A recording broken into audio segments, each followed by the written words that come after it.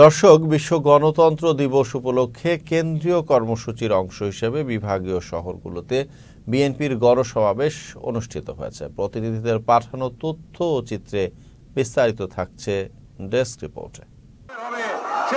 আন্তর্জাতিক গণতন্ত্র দিবস উপলক্ষে ময়মনসিংহ মহানগরীর টাউন হল জিমনেশিয়াম মাঠে শোভাযাত্রা ও সমাবেশ করেছে বিএনপি। এতে প্রধান অতিথি ছিলেন বিএনপির জাতীয় নির্বাহী কমিটির vice chairman advocate Nitai Roychowdhury.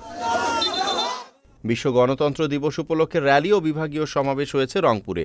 নগরীর ঐতিহ্যবাহী কালেক্টরেট মাঠে আয়োজিত সমাবেশে বিএনপির স্থায়ী কমিটির সদস্য মেজর হাফিজ উদ্দিন আহমেদ সহ নেতাকর্মীরা উপস্থিত ছিলেন। এতে সভাপতিত্ব করেন রংপুর মহানগর বিএনপির আহ্বায়ক শামসুজ্জামান শামু। বিশ্ব গণতন্ত্র দিবসে চট্টগ্রামে গণসমাবেশ ও শোভাযাত্রা করেছে বিএনপির নেতাকর্মীরা। মঙ্গলবার বিকেলে নগরীর আলমাস মোড় থেকে এ শোভাযাত্রা শুরু হয়ে বিভিন্ন সড়ক প্রদক্ষিণ করে লালদিঘির মাঠে গিয়ে শেষ হয়। এ সময় স্থানীয় নেতাকর্মীরা উপস্থিত ছিলেন। কুমিল্লা টাউন হল মাঠে বিভাগীয় গণসমাবেশ ও শোভাযাত্রা করেছে বিএনপি। এতে প্রধান অতিথি ছিলেন বিএনপির ভাইস চেয়ারম্যান মোহাম্মদ শাহজাহান। সমাবেশে বিএনপির সাংগঠনিক সম্পাদক অধ্যক্ষ সেলিম ভূঁইয়া সহ জেলা ও উপজেলার নেতাকর্মীরা উপস্থিত ছিলেন। সমাবেশ শেষে একটি শোভাযাত্রা বের হয়ে নগরীর প্রধান সড়ক প্রদক্ষিণ করে। গণতন্ত্র দিবস উপলক্ষে খুলনায় বিভাগীয় সমাবেশ করেছে বিএনপি।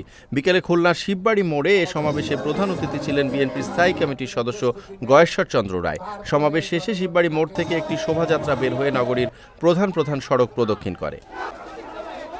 কেন্দ্রীয় কর্মসূচির অংশ হিসেবে রাজশাহী নগরীতে বিএনপির সমাবেশ ও শোভাযাত্রা অনুষ্ঠিত হয়েছে। মঙ্গলবার বিকেলে নগরীর আলুপট্টি মোড়ে এই সমাবেশ অনুষ্ঠিত হয়। এতে প্রধান অতিথি ছিলেন বিএনপির ভাইস চেয়ারম্যান শামসুজ্জামান। সমাবেশে রাজশাহী বিভাগের ৮ জেলার নেতাকর্মীরা উপস্থিত ছিলেন। Channel S news desk.